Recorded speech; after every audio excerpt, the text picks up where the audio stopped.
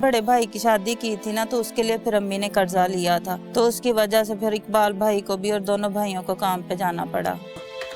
हम दोनों, इकबाल और मैं, एक क्लिनिक पे काम करते थे। वो कहता होता था कि मुझे शौक है पढ़ने का, तो लेकिन मेरे सर पे इतनी बड़ी अब जिम्मेदारी है, ये कर्जा मेरे सर पे, मैं कैसे उतारूंगा, मैं कैसे स्कूल जाऊंगा।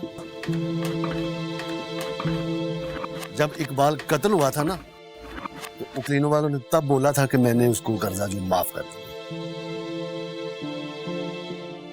मुझे तो बहुत याद आती है, मेरे घर में दिल चली।